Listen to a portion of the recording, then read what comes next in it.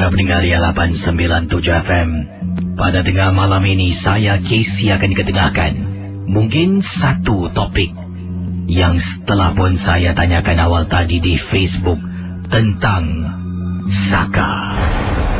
Teman-teman misteri jam 12, saya akan mulakan dengan apakah sebenarnya Saka? Dan ada kiriman email yang saya terima daripada seorang pendengar berkongsi tentang Saka. Baiklah, saya akan teruskan dengan kisah ataupun sebenarnya apa itu Saka. Mengikut daripada beberapa laman web yang saya baca, beberapa orang yang telah pun saya berujuk tentang hal Saka. Rata-rata secara kesimpulan, Saka itu merupakan satu ilmu turun-temurun datangnya dari nenek moyang. Mungkin dari nenek moyang kita diturunkan kepada nenek kita, diturunkan kepada ibu, kemudian diturunkan kepada kita. Cara diturunkan Saka ini berbagi kepada beberapa cara. Satu, cara yang disedari. Anda selaku empunya badan sedar yang anda bakal menerima Saka. Mungkin dalam satu upacara tertentu. Mungkin upacara-upacara penyerahan Saka ini dilakukan dalam rumah, di luar rumah. Yang selanjutnya, cara yang tidak disedari. Cara ini adalah dengan sentuhan. Mungkin kadangkala dengan sentuhan ataupun secara otomatik Saka itu akan diturunkan kepada anda. Itulah antara perkara yang saya bertanya pada mereka dan terbaca di beberapa laman, di beberapa blog di internet. Saka boleh diturunkan secara paksa ataupun secara yang diizinkan. Bila Saka duduk dalam badan seseorang itu, dikatakan orang itu akan mempunyai satu kelebihan.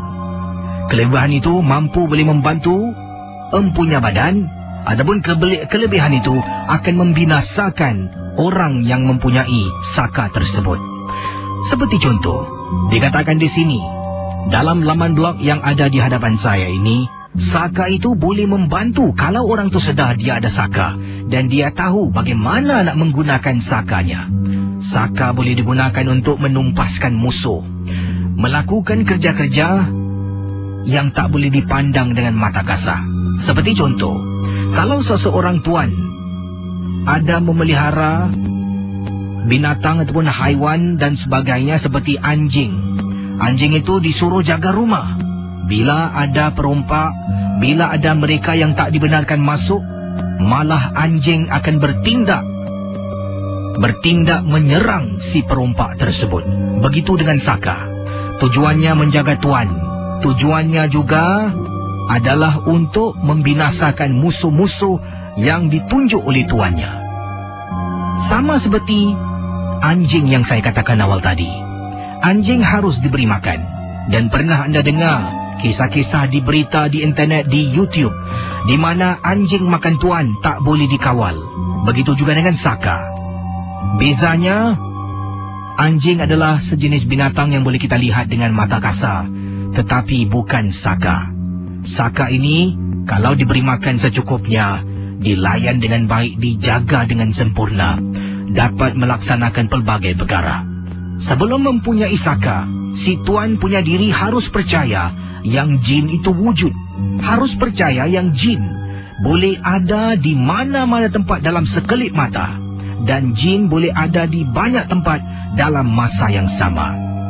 Ada juga upacara-upacara yang dikatakan membaca mantra memuji si Saka tersebut. Kalau tuan lupa nak beri makan, kalau Saka tidak diberi makan, maka Saka akan menyerang tuan dan tuan akan hidup dalam keadaan histeria. Itu kepada tuan yang tahu dia ada Saka. Bagaimana pula pada mereka yang tak tahu dia ada Saka? Inilah dia tanda-tanda dikatakan daripada beberapa orang saya temui, daripada beberapa laman web. Ingat, setiap yang saya ketengahkan ini hanya satu hiburan. Boleh periksa dengan mereka yang lebih arif dalam bidang ini. Di waktu tidur, kalau anda mempunyai Saka, setiap malam kalau anda tidur resah gelisah, anda akan sentiasa berjaga malam, terbangun malam dalam keadaan ketakutan. Anda akan mimpi, setiap kali mimpi benda mengganggu anda. Mimpi-mimpi yang menakutkan dalam tidur anda. Mimpi tentang binatang-binatang yang ganjil. Kalau dalam tidur kadang-kala dikatakan akan rasa sesak nafas. Anda akan ketawa, menangis, perkara-perkara pelik yang akan anda lakukan.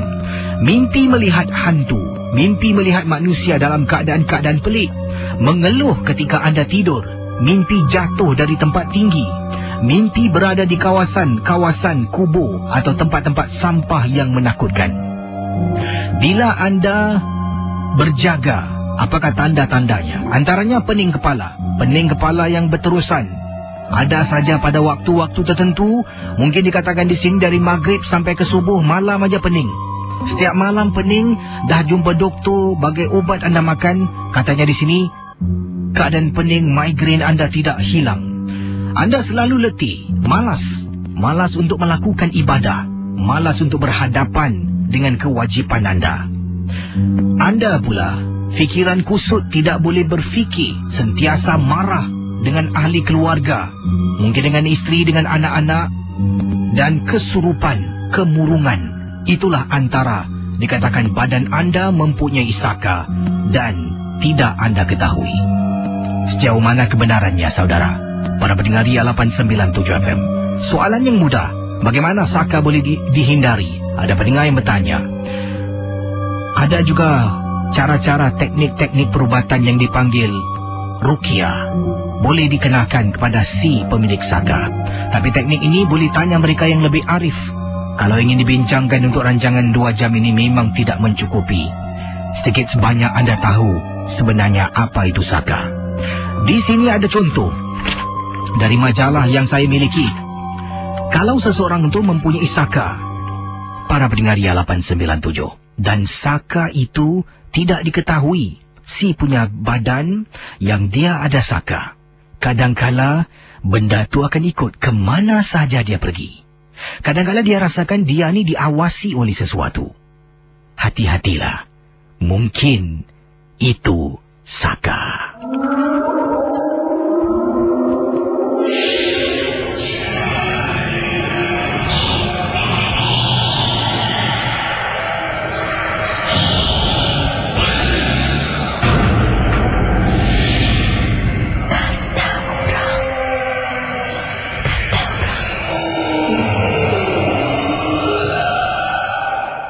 Dan saudara ingat setiap apa yang saya ketengahkan, ya. Dan pastinya kalau sakit bukan bererti saka. Kalau malas bukan bererti saka. Ada juga kaitan yang lebih dalam yang harus kita pelajari, ketahui, dan memang tidak sesuai saya ketengahkan dalam Misteri Jam 12. Memang ada di antara anda mempunyai penyakit pening kepala dan sebagainya. Itu bukan bermakna seseorang itu ada saka. Benda ini berterusan, berlarutan untuk sekian-sekian waktu, dengan juga perbuatan-perbuatan yang lain. Baiklah, kita kembali pada kisah saka, kiriman email yang saya terima dari seorang pendengar. Katanya, salam Kisi, tolonglah ketengahkan kisah saya yang ingin saya ketengahkan. Nama saya Malisa Alba, seorang pendengar dari seberang tambak, berasal dari Johor Bahru. Kisah ini berlaku kepada datuk saya. Untuk pengetahuan Kisi, sama ada betul atau tidak, saya tidak pasti. Tapi ramai adik-beradik mama saya kata, keluarga kami mempunyai saka. Untuk pengetahuan Kisi juga, saya masih mempunyai moyang. Moyang saya masih lagi kuat. Dan ramai saudara boleh, katanya, saudara mamah belah mama saya ini mempunyai saka, mengikut kiriman email dari Melissa. Pada 2 tahun lepas, nenek saya pernah mengalami sakit yang sangat kuat, atau lebih digelar sebagai sakit tenat. Sampai pergerakan nenek saya terbatas. Tak dapat bergerak, macam dikatakan dalam keadaan nazak pun ada. Dipendekkan cerita, 2 minggu selepas itu nenek sihat macam biasa. Sebelum ini, nenek tidak berupaya untuk bergerak. Kemudian nenek moyang dan adik-beradik nenek pergi ke Melaka atas urusan harta keluarga mereka. Maka secara otomatik datuk saya tinggal seorang di rumah. Datuk saya hanya tinggal bersama dengan nenek ketika itu. Bila nenek balik kampung di Melaka, tinggallah datuk keseorangan. Pada suatu maghrib, datuk selesai mengerjakan solat di surau dan pulang ke rumah macam biasa. Datuk pun berehat dan baring di atas sofa. Dalam beberapa minit selepas itu, katanya di sini, datuk ternampak seolah-olah Kisi ada bayang-bayang di dapur datang ke arah datuk saya. Kemudian datuk moyang saya dengan katanya datuk saya nampak moyang saya dengan rambut yang sangat panjang. Padahal masa tu Kisi, moyang saya berambut pendek. Melintas depan datuk saya. Betul-betul sebelah datuk itulah benda tu berjalan sampai ke depan. Kemudian jelmaan itu senyum ke arah datuk saya. Datuk yang sudah faham akan jelmaan yang kami panggil Saka itu cuma teruskan pura-pura tidur. Maka jelmaan itu pun hilang di balik pintu. Sedangkan waktu yang diceritakan pengalaman ini berlaku, moyang keluarga berada di Melaka. Begitu jauh, tapi datuk boleh terlihat moyang dalam rumah. Keesokannya saya dan mama datang ke rumah datuk dan beliau menceritakan pada kami. Kami hanya diam membisu. Rumah itu seakan ada penghuninya. Casey, saya ada terdengar bahawa Saka akan diturunkan mengikut turun-temurun. Mereka iaitu saudara ada berkata yang ingin turun kepada anak sulung. Ada rasa betul sebab moyang anak sulung, nenek juga anak sulung. Tapi yang tak baiknya mama saya anak sulung. Begitu dengan saya, kata Melissa, juga anak sulung dalam keluarga. Boleh tak Casey bertanya pada pendengar, adakah benar Saka diturunkan hanya kepada anak sulung? Tolong Casey, terima kasih dan selamat tengah malam dari Melissa. Selamat malam Casey. Tentang masalah Saka, tak semestinya ia akan diturunkan kepada anak sulung. Kalau orang yang memegang Saka itu boleh pilih kepada orang yang mau diturunkan. Janji Saka itu dijaga dengan baik dari Khairul. Itu dia. Itu penjelasan ataupun pendapat pandangan dari Khairul. Yang ini dari pendengar kita juga, namanya Encik Husin, katanya Encik Husin, Kisi Saka tidak semestinya diturunkan kepada anak sulung. Saya ni yang bongsu mendapat Saka, tetapi Saka tu alhamdulillah makan masa yang lama Kisi, lebih kurang 2 tahun saya berubat, akhirnya benda tu dapat dibuang. Dan antara gangguan yang saya miliki kerana saya tidak mengamalkan kata Encik Husin, antara perkara yang saya terkena adalah gangguan sebab saya tidak mengamalkan Saka yang diturunkan secara paksa. Antara amalan yang harus dilakukan, nenek saya ni ada Saka tu diturunkan pada Pak Long saya. Pak Long saya meninggal, saya pula yang diturunkan. Entah kenapa saya dipilih.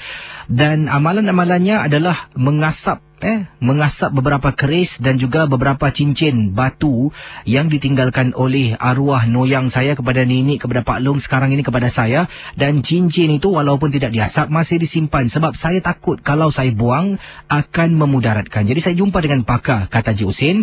Pakar itu merubatkan saya. Dan kesemua harta pusaka itulah telah pun diambil dan disimpan oleh pakar tersebut. Dan tahap demi tahap dia merubat saya sebab katanya dalam badan saya ada 39 jenis jin. Kalau dikeluarkan serentak, saya boleh meninggal dunia. Jadi setiap kali dia keluarkan sedikit, 1 atau 2, memakan masa yang lama. Dan kadang-kadang pun saya bertugas tak ada masa. Gangguan-gangguan yang saya alami seperti kisah katakan awal tadilah, pening kepala, setiap kali tidur tak mencukupi. Hidup saya ni bagai terombang-ambing lah. Malah seringkali bergaduh dengan isteri. Tapi saya tahu ini semua adalah satu ujian bagi saya. Dan alhamdulillah setelah 2 tahun berubat, barulah Saka kesemuanya 39 jin duduk dalam badan dapat dikeluarkan. Ui, banyak tu jin dalam badan ni. Salam Kisi, keluarga dari yang sulung hingga ke bongsu semua ada Saka yang diturunkan oleh arwah bunda mereka. Entahlah Kisi, apa yang saya lihat Saka ni tidak baik kerana tak ada satu pun keluarga yang solat maupun mengaji. Pernah pun ada seorang ustaz sudah bilang beritahu keluarga saya yang Saka ini tak baik dan jangan disimpan. Tapi keluarga saya tetap berdegil. Bagi mereka Saka itu adalah kuasa mereka dan bahan untuk melindungi mereka dari musuh, dari kiriman Alung yang kirimkan message. Yang ini pula daripada pendengar kita, daripada siapa ni? Obot Mardi kata, Assalamualaikum Kisi. Waalaikumsalam. Dah lama tak dengar khabar. Obot kata, Kisi, Saka tu tidak ada yang baik, semuanya adalah jahat. Kerana pemujaan, kerana adanya Saka ini bercanggah dengan akidah seseorang Islam. Kata Obot Mardi, dengan seseorang itu mempunyai Saka, dia percaya pada Saka itu, dan menduahkan Allah. Jadi itu adalah sesuatu yang tidak diingini dan salah dari segi akidah. Dan dengan adanya saka itu akan bertuankan si empunya badan. Tapi kalau si empunya badan tidak memberi makan, tidak mengikut tata susila yang telah pun dijalankan bertahun-tahun oleh nenek moyang, saka akan makan tuan. Saya pernah, katanya di sinilah beberapa kes yang saya hadiri, saka makan tuan. Daripada badan digambar kisi memang gebu, memang gemuk berisilah. Setelah saka mengambil alih badan, kering. Seolah-olah macam orang ada ambil. Itulah dah terkawal lah boleh saya katakan. Badannya kurus kering. Dan memang susah kalau benda tu dah sebati. Yang lazimnya orang-orang yang macam ni akan mengeluarkan satu bauan yang tak enak. Bau busuk seolah-olah macam bau najis, kata Ubud Mardi. Jadi janganlah kita bermain dengan saka. Sekarang memang senang. Kita megah, mewah. Orang semua sukalah tunduk dan sentiasa cari kita untuk dapatkan solusi. Tapi akhirnya bila kita nak mati, dah tak larat nak mengadakan upacara-upacara tertentu, benda tu akan makan tuan. Terima kasih Ubud Mardi. Jam Ubud SMS Baik, yang ini pula Urvi kata, nak tanya kalau tentang penanggal terjadi di Tampines ke apa ni? Saya orang Tampines pula Urvi kata penanggal yang terjadi di Tampin. Tampin ke Gadik lah. Saya orang Gadik. By the way, tentang saka, pacar saya yang dulu dan sekarang banyak diganggu. Selalu nampak lembaga hitam yang besar atau gula-gula bila saya marah dengan mereka. Ada pakar cakap, kalau dihalau, saya bisa mati. Saya pun risau dan sedih tentang kejadian ini. Dari Urvi yang kirimkan. Para pendengar 897, saya akan teruskan dengan pengalaman-pengalaman misteri. Yang pertama, ataupun yang kedua boleh saya katakan pada malam ini.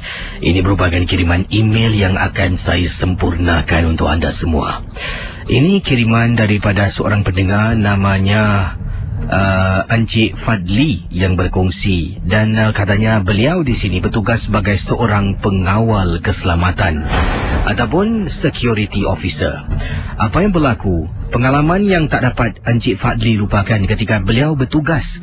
Kali ini beliau ditugaskan untuk macam mana saya boleh katakan di sini untuk mengambil alih tempat temannya buat sementara waktu. Kami bertugas dari syarikat, tak nak saya sebutkanlah nama syarikat anda bertugas ni Encik Fadli, tapi katanya dari syarikat ... ni lah. Dan syarikat kami kadang-kala kalau ada emergency cases ataupun kes-kes kecemasan, mungkin ada pengawal keselamatan yang cuti sakit, urgent leave dan sebagainya, dan tak boleh datang kerja, memang tak cukup manpower kisi, terpaksalah mereka yang sedang dalam off ni akan dipanggil balik untuk membantu bertugas di tempat yang bukan mereka tugaslah. Ini untuk cover shift. Jadi saya pernah terkena beberapa kali, dan pengalaman yang menyeramkan apabila saya menjaga dalam banyak-banyak bangunan kisi di Singapura.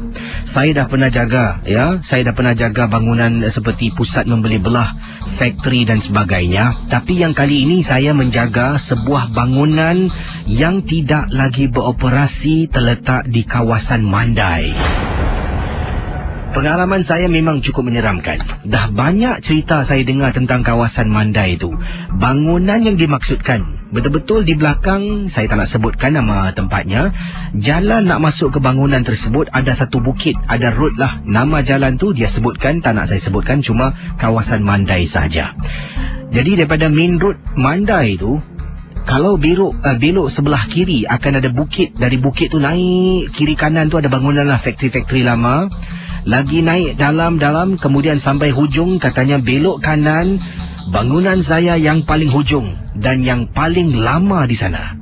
Saya tak pasti kenapa mereka masih lagi simpan bangunan yang bila-bila masa ni boleh dikatakan nak roboh, kata Fadli. Bila dapat tahu kena cover tempat tu, saya pada mulanya tak nak kisi, tapi dah tugas, saya terpaksalah. Dan dia bayar lebih. Kalau selalunya gaji kita, dia kata overtime lah Dan kata Encik Fadli, apa yang berlaku saya pun terima. Dan hari yang dimaksudkan, dua hari sebelum hari yang dimaksudkan tu, sebenarnya saya dah bertugas di tempat biasa saya, di hospital. Jadi saya sedang bercuti satu hari. sebelum saya bertugas keesokan hari. Jadi hari cuti saya tu diambil untuk jaga bangunan yang dimaksudkan. Saya pun dapat tahu last minute, bos telefon minta tolong. Terpaksalah saya pergi. Yalah, nak jadi pekerja contoh, kata Fadli. Wah, dan di sini ada smiley face senyuman lah. Dan kata Fadli, saya kena pula tu shift malam Kisi. Sebab shift pagi ada seorang pakcik ni. Dia dah tua, tapi dia tetap nak bekerja dan dia tak boleh bertugas malam. Banyak sebab alasan yang saya tak boleh berikan, sebab ini adalah rahsia-rahsia dan juga amanah dari syarikat. Jadi saya terpaksa ambil shift malam, bertugas bangunan yang usang. Senang, kata Fadli. Saya tak perlu buat clocking. Maksudnya keluar dan buat clocking lah dari satu checkpoint ke checkpoint yang lain. Hanya duduk di dalam guard house. Duduk depan main gate. Di sana saya duduk saja, jangan kasih sesiapa masuk. Dalam bangunan tu ada 2 ekor anjing yang telah pun dirantai. Sebelah dalam dekat belakang, betul-betul dekat anjing yang dirantai itu ada berhala. Orang Cina gunakan untuk tempat sembayang, shrine Kisi. Kisi tahu tak yang macam katanya almari bentuk warna merah tu, kemudian dicucuk joystick di belakang bangunan tu ada. Dan apa yang berlaku? Bila saya datang untuk bertugas shift malam, saya bertugas start 7 malam sampai 7 pagi, 6.30 saya sampai. Saya pun berbual dengan pakcik. Sebelum pakcik tu pulang, kata Encik Fadli, pakcik tu kata pada saya, anak, kalau dengar apa-apa anak jangan keluar Anak duduk dalam sini sudah. Kalau nak Yasin dalam laci tu pakcik ada simpan. Bila saya dengar, saya terperanjat. Saya pun buat gurau lah, kata Fadli.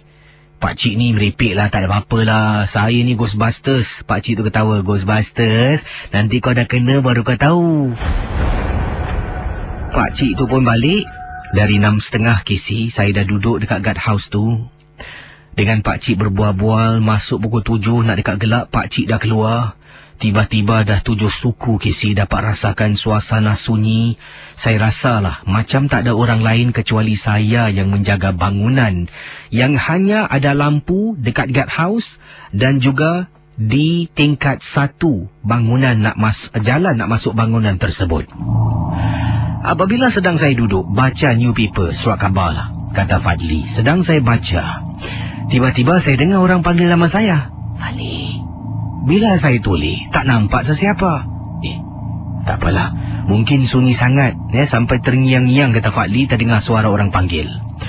Jadi sesaat kemudian saya nampak ada benda bergerak. Dalam keadaan jaraknya jauh Kisi. Lebih kurang 100 meter, kata Fadli. Saya ternampak ada benda bergerak. Jadi bila kita duduk sebelah, katanya, sebelah mata kiri ni ada benda bergerak. Ia seolah-olah sensitif, kata Fadli, matanya terus terpandang lah. Bila tengok, 2 ekor anjing yang dirantai dekat bangunan, hujung belakang bangunan bergerak lah. Jadi dia perhatikan anjing tersebut. Tiba-tiba, kata Fadli,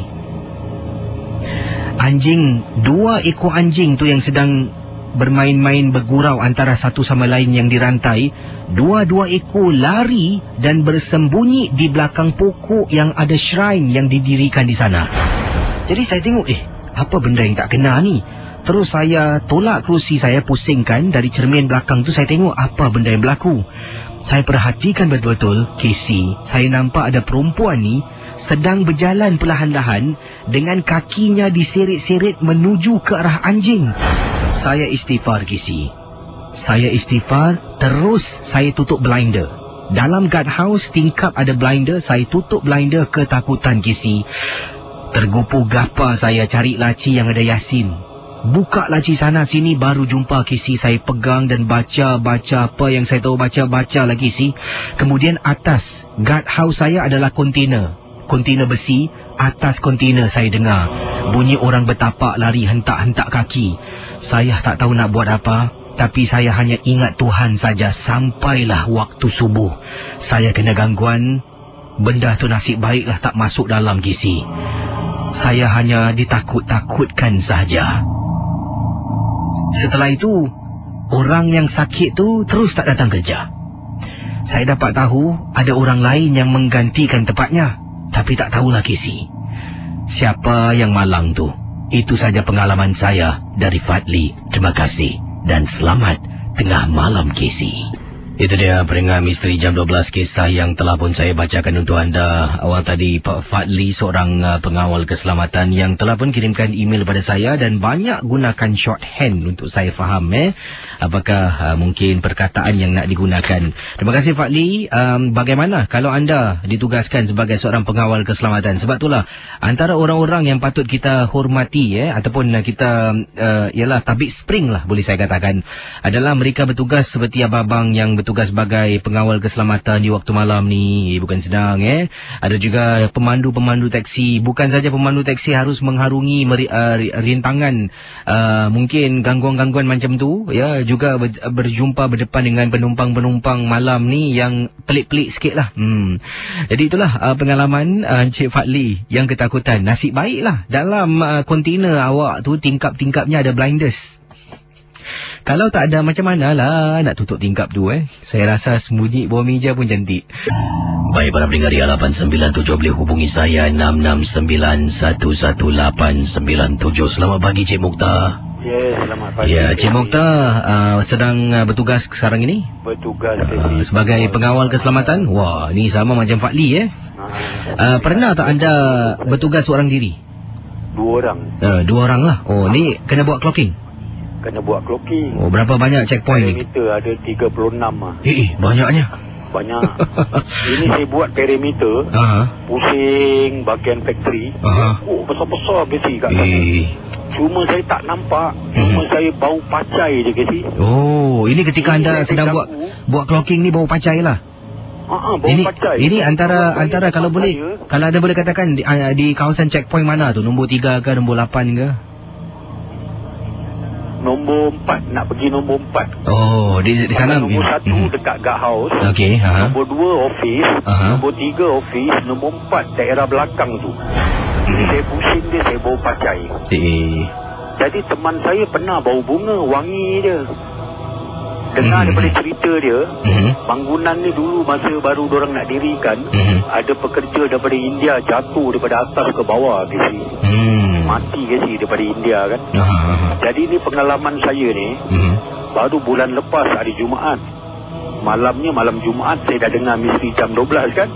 Jadi saya berehat jam 12 sampai pukul 3. Jadi pukul 3 saya bangun guard house, saya masuk, teman saya pula lah pergi rest sampai pukul 6. Jadi dalam pukul 3-5 minit tu saya duduk, saya pun tertidur juga kasi dalam guard house. Tertidur, tersadar dalam pukul 5 pagi. Jadi dalam pukul 5 pagi tu saya bangun, saya susun lah access card kan untuk nanti cleaner datang 5 lebih, pukul 6 datang kan. Cleaner sama kantinnya kakak-kakak, saya susun. Kali tak semena-mena macam ada binatang berbulu kasi depan meja saya ni. Dia tunjukkan badan dia tahu. Berbulu warna oranye. Tapi dia mengiau. Sekali dia ngiau. Terus itu apa binatang ni? Tak semena-mena bulu roma saya pun meremang kan. Jadi Casey nak tahu apa saya buat. Saya buka radio warna. Kan pukul 5 ada Dino Rahim, seruan ilahi. Orang mengaji Al-Quran. Saya buka kuat-kuat loudspeaker. Terus dengan tak pakai kasut saya keluar daripada situ. Saya nak cari apa binatang tu. Tak ada pula. Itu pukul 5 pagi tu seruan ilahi bersama dengan Muhammad Asyik. Muhammad Asyik yang pagi-pagi kan pagi-pagi, ada mengaji Al-Quran. Yalah, itu Muhammad Asyik. Saya buka loudspeaker kuat-kuat. Terus saya keluar. Saya nak tengok apa binatang tu. Dia cuma tunjukkan badan dia je kasi, berbulu gitu, warna oranye kan. Dia mengiau. Dia sekali, apa ni binatang ni? Padahal saya bikin clocking perimeter, tak jumpa apa-apa. Ni dekat depan guard house bikin kacau kasi. Tak tahu apa binatang nak kasi. Takkan kucing, meja ni tinggi. Dia tunjukkan badan dia berbulu gitu kan. Dia mengiau. Takkan kucing kecil kan. Saya keluar lah, saya dah buka mengaji Al-Quran tu kuat-kuat loudspeaker. Terus saya keluar dengan kaki ayam, saya nak cari apa binatang tu kat depan. Tak ada pula. Itu je kasi. Terima kasih Cik Mukhtar. Sama-sama kasi. Ya, kembali pendengar 897, saya akan bacakan kiriman email selanjutnya. Dan entahlah macam mana tiba-tiba berdiri bulu rumah saya. Betul dapat saya lihat ni. Kita akan terus dengan pengalaman seterusnya. Saudara, para pendengar Misteri Jam 12, tak kira di mana sahaja anda berada, di Singapura, di luar Singapura, terima kasih kerana memilih Ria 897 FM. Kisah datangnya dari email yang ingin saya kongsi dengan anda.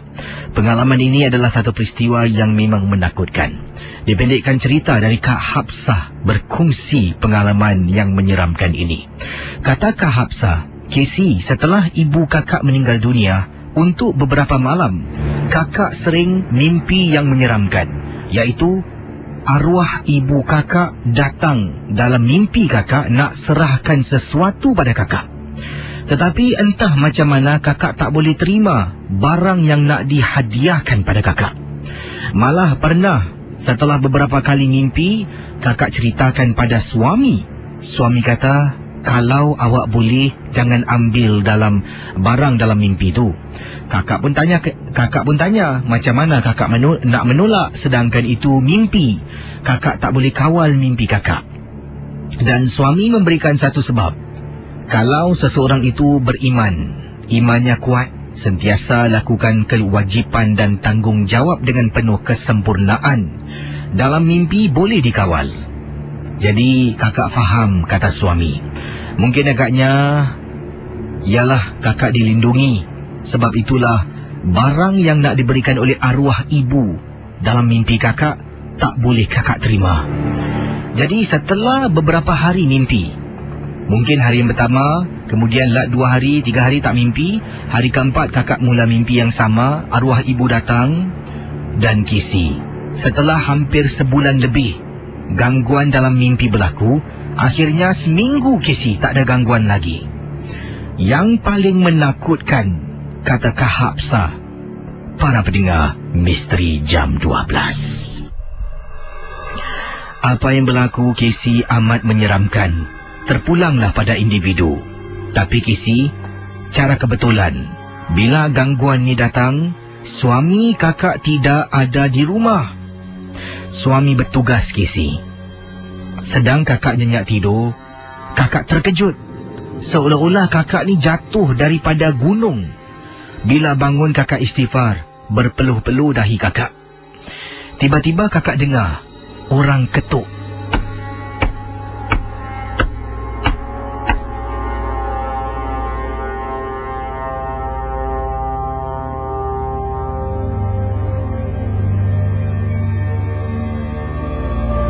Kata Kak Hapsah, tiba-tiba Kak Hapsah dengar ada bunyi ketukan bila dia bangun setelah mimpi jatuh dari tempat yang amat tinggi. Casey, kakak dengar lagi bunyi orang ketuk.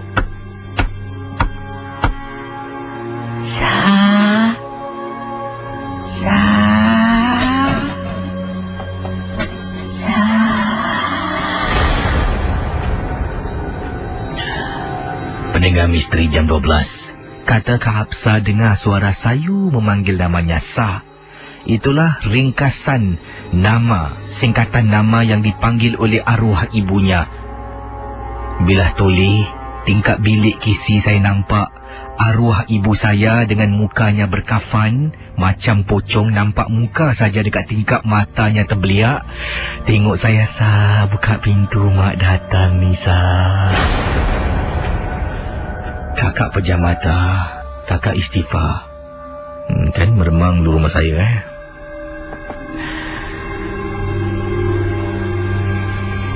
Tak apa saudara, saya akan kembali sebentar nanti. Jangan ke mana-mana, terus bersama Misteri Jam 12. Baik saudara, kebelakangan ini ada beberapa kisah tentang rumah-rumah flat yang kosong, dan juga rumah-rumah flat yang on block lah. Maksudnya on block tu semua penduduk blok tersebut harus dipindahkan untuk kerja-kerja peningkatan. Adapun blok tu akan dirubuhkan dan sebagainya lah. Jadi seorang teman kita ni lah telah pun berkongsi satu lagi kisah. Tapi ini dah kirim lama lah. Sebelum saya ketengahkan kisah ini, saya cari jumpa email tentang on block ni. Yang ini datangnya daripada seorang pendengar yang selepas kejadian ini beliau sampai takut nak pulang ke rumah. Dan setiap kali nak pulang tu harus mendapatkan seseorang untuk jemput dia dari lantai 1 untuk naik ke rumahnya. Dan ini berlaku kepada seorang anak gadis. Dan katanya di sini ini bukan yang menceritakan ini bukan dirinya, tetapi ibunya yang berkongsi pengalaman anak gadisnya yang dikatakan diganggu. Bagaimana agaknya? Apakah kisahnya? Okey, saya tak nak sebutkan nama kawasan rumahnya, tetapi kata seorang ibu yang namanya Kak Z Kak Z berkongsi pengalaman. Katanya, apa khabar Kisi, pendengar misteri jam 12, kabar baik. Rumah lama kakak satu ketika tu pernah dijadikan on block, dipilih lah untuk peningkatan on block, dan bila dipilih satu persatu akan dipindahkan. Kisi nak tahu kakak dan juga ada 2-3 jiran di blok yang sama yang terakhir untuk dipindahkan. Sebab kami mungkin yang terlambatlah dapat rumah yang kami cari. Jadi apa yang Kak Z ingin kongsi bersama adalah tentang rumah kakak. Kakak tinggal di tingkat 6, blok kosong Kisi. Dalam blok tu kakak rasalah, Kak Z kata dia tak pasti, tapi dia rasa ada keluarga kakak satu dan 2 lagi keluarga yang lain. Tapi 2 keluarga yang lain ni tinggal di tingkat 2. Dua-duanya jiran yang sama, sedirit satu koridor tingkat 2. Kakak seorang saja tingkat 6. Dekat sedirit koridor tu rumah lain semua dah dipagar, dah ditutup dengan kayu, melainkan rumah kakak seorang. Jadi memang kakak orang ni boleh dikatakan kuat semangat, tak ada perasaan takut. Tapi anak gadis kakak juga sama. Sampailah satu hari anak gadis kakak balik daripada keluar bersama dengan teman-temannya. Walaupun tidaklah begitu malam, sampai 3-4 pagi. Anak kakak sampai rumah nak dekat 12 tengah malam, 11 lebih kalau tak silap kakak. Waktu itu kakak sedang dalam bilik bermain dengan game. Suami tidak ada di rumah bertugas. Abangnya dah nyenyak tidur. Jadi kakak sedang bermain game. Tiba-tiba kakak dengar ketukan kuat di pintu rumah. Sampaikan kakak tersentak.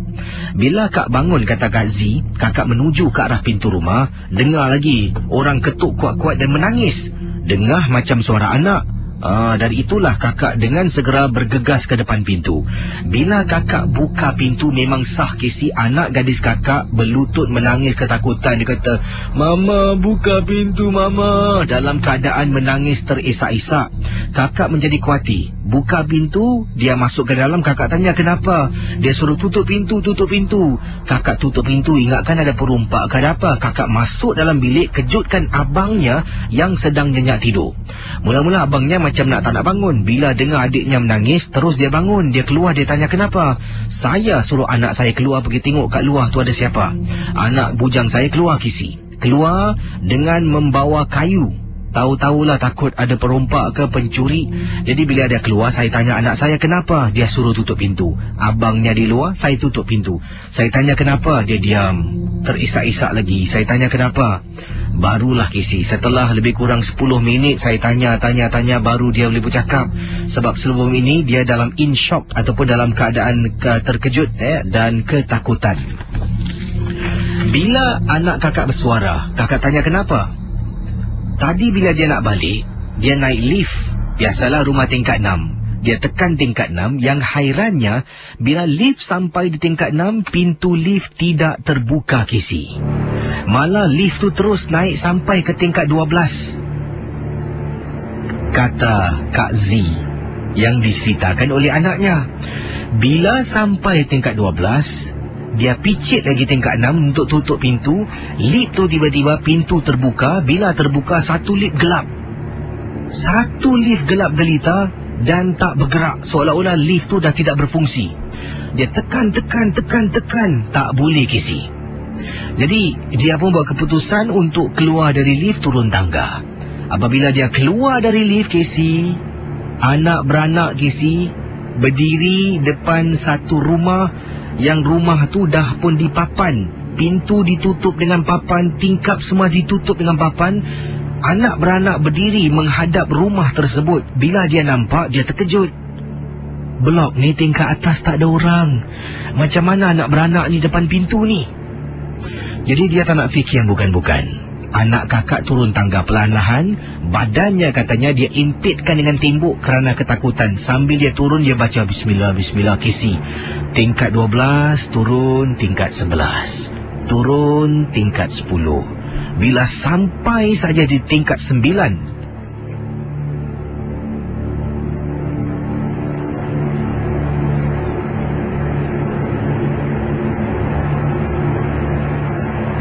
Kata agak ni anaknya kata bila sampai saja di tingkat 9, anaknya nampak ada perempuan ni, rambutnya panjang mengurai, sedang merangkak di koridor tingkat 9. Dia terus terkejut. Dari situlah dia lari lintang pukang turun ke bawah tingkat 6 rumahnya, ketuk pintu sampailah kakak buka. Terus kakak teringat anak lelaki kakak yang berada di luar rumah. Kakak buka pintu. Anak lelaki tak ada di luar. Tiba-tiba rasa seram Kisi bila nampak rumah-rumah sebelah semua dah dipapan. Kakak panggil anak kakak. Izul! Izul balik Izul! 2-3 kali sebut pekik nama anak Izul, Izul balik. Anak tak menyaut. Panggil lagi Izul, Izul, tak menyaut. Kakak khawatir Kisi. Kakak kata pada anak kakak tunggu sekejap dalam rumah. Dia kata tak nak ikut. Kakak dengan anak keluar. Sampai saja Kisi dekat tepi tangga, tengok Izul sedang pegang kayu di tepi tangga.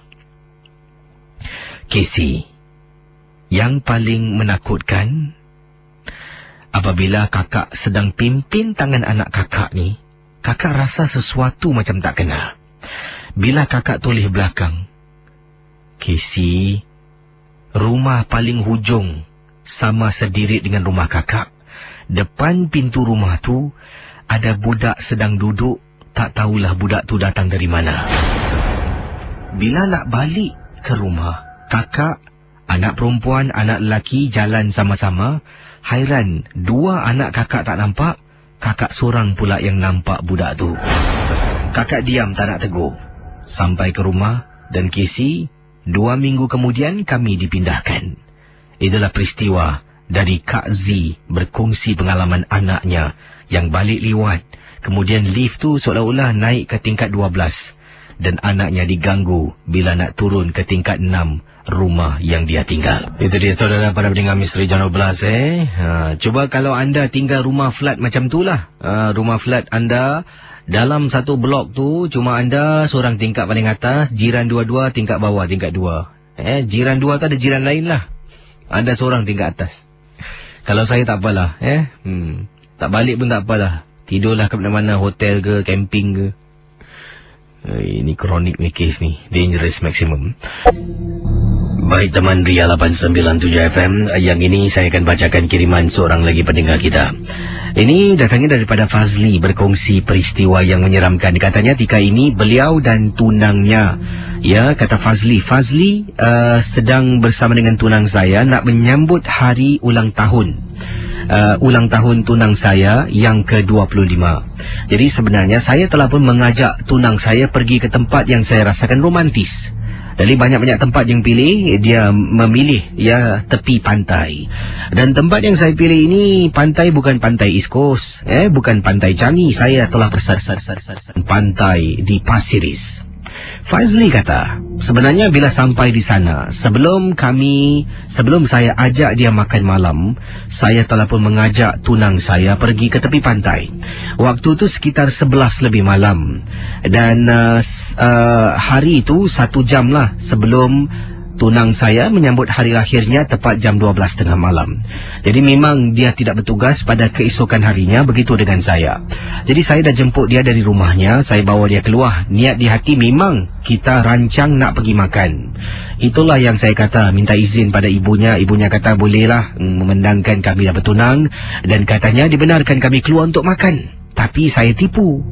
Saya seleko masuk tempat lain, kawasan Kisi, Taman Pasir Ris, berdekatan dengan tepi pantai. Bukan apa Kisi, saya nak berikan kejutan. Saya ada beli hadiah. Tempatnya romantis saya rasa, tepi pantai, kata Fazli. Bila sampai di tepi pantai di kawasan Pasir Ris, kami berjalan. Dia tanya apa datang sini. Saya kata tak apa, melihat keindahan alam, nak celebrate your birthday lah, kata Fazli, ataupun meraihkan ulang tahun tunang saya bersama dengan saya. Jadi saya akhirnya sampai dekat satu kawasan ni, depan pantai ada bangku. Saya pun biar tunang saya duduk di sana. Apabila tunang saya duduk depan bangku ni, saya baru teringat. Saya lupa hadiah yang saya simpan dalam kenderaan. Jadi saya kata pada tunang saya, "You duduk sini sekejap boleh? I lari pergi kereta ambil barang." Tunang saya kata nak ikut. Saya kata tak boleh, ni surprise untuk you. You tak boleh tahu, it's your birthday kan. Jadi tunang saya akhirnya beralah. Dia duduk di bangku, saya kemudian lari pergi ke tempat letak kereta untuk ambil hadiah yang saya janjikan. Jadi setelah saya ambil hadiah ini, kata Fazli, saya lari balik lari balik ke bangku yang mana tunang saya sedang duduk dan tunggu. Semakin jauh, semakin dekat saya jalan menghampiri tunang saya. Casey, dari belakang saya tengok tunang saya sedang duduk, tapi di sebelahnya Casey ada orang. Hai, dalam hati ni marah. Sibuk betul lah perempuan ni. Ni mesti kawan tunang aku. Aku ada kat sini nak surprise, nak beri kejutan pada kekasih tunang aku. Dia ni pula boleh duduk berbual. Alamak, saya dah marah Casey, dah geram sangat. Jadi, saya nak surprise kan tanpa temannya ada di sebelah. Kalau ada, dah tak sedap lah Casey. Jadi kata Fazli, saya ambil telefon bimbit saya sembunyi belakang pokok, saya telefon. Tunang saya jawab. Bila dia jawab, saya nampak dia tulis, saya masuk sembunyikan kepala saya lah. Jadi dia tanya, "Hello, you kat mana?" Saya kata, "You, can you please ask your friend to move away tak? I ada surprise untuk you, I tak nak dia tahulah, please." Tunang saya tanya, "Friend apa?" Saya jenguk lagi. "Tu tepi you tu ada perempuan tu, your kawan kan?" "You jangan main-main lah you." Terus saya nampak tunang saya berdiri. Saya toleh lagi Casey. Dekat tepi tunang saya tak ada orang. Dia lari ke arah saya menangis sepanjang perjalanan daripada tempat duduk bangku menuju ke arah saya sedang berdiri dekat pokok. Dia menangis Casey. Kata Fazli, Sorry, jom kita pergi." Saya jalan dengan tunang saya, meremang bulu roma macam ada benda ikut kita. Baik-baik saya nak berikan kejutan, saya yang terkejut. Kerana ternampak Casey, sumpah, saya nampak tepi tunang saya fikirkan kawannya. Tapi bukan Casey. Saya rasa tu mungkin penunggu, hantu laut, tak pastilah. Terima kasih dan selamat tengah malam. 12.46 memang seram ya dengar kisah Fazli kiriman email. Terima kasih Fazli beliau terkejut lah. Kalau saya jadi anda Fazli, saya pun terkejut nak beri kejutan pada tunang tersayang. Yalah, ambil hadiah. Konon-konon saya rasa saya faham kenapa Fazli tak bawa hadiah. Sebab kadang-kadang kalau tengah jalan ni dengan tunang nak tengok apa tu nak tengok. Jadi dia action lah. Konon-konon cuba terlupa lah dia pelupa lah dalam kenderaan. Jadi satu saya rasa yalah, anda ada rancangan yang baik sekali, tapi tempatnya salah. Kenapa anda tak buat dalam rumahnya aja ke, ataupun bawa lah dia pergi ke restoran pada keesokan harinya, hari lahirnya. Tapi mungkin nak cuba lain dari yang lain. Kata beliau, memang saya dah pilih tempat romantis tepi laut. Duduk kat bangku, konon action lah, pergi ambil hadiah yang tertinggal dalam kenderaan. Bila dia balik tu fras lah. Ada di antara kita memanglah kalau nak buat sesuatu tu jangan orang lain ganggu lah. Tiba-tiba nampak tepi. Dan beliau rasakan itu adalah tunang. Kawan tunangnya. Dia pun sembunyi belakang pokok, dia telefon. "You, asal you berbuang kawan, nak kasih surprise ni." Bila tunangnya kata, "Mana ada kawan, seorang kat sini, you kat mana?" Dia tengok lagi baru dan perkara itu yang membuat tunangnya tiba-tiba rasa remang dan lari ketakutan. Itu memang cukup sedih dan semoga kita dapat ambil iktibar dari apa yang diketengahkan. Okey, katanya apa ni? Nak romantik lagi si macam tak faham pula, macam Casey tak pernah buat pula. Siapa kata tak faham? Biasalah. Sebab tu saya kata mungkin dia nak berikan kejutan cara lain lah. Kalau di rumah tu macam lain lah. Dia kata tepi pantai memang indah. Harap-harap jangan tunang je lah. Bila ada isteri anak 4-5 pun buat benda yang sama lah. Berikan kejutan pada isteri lah.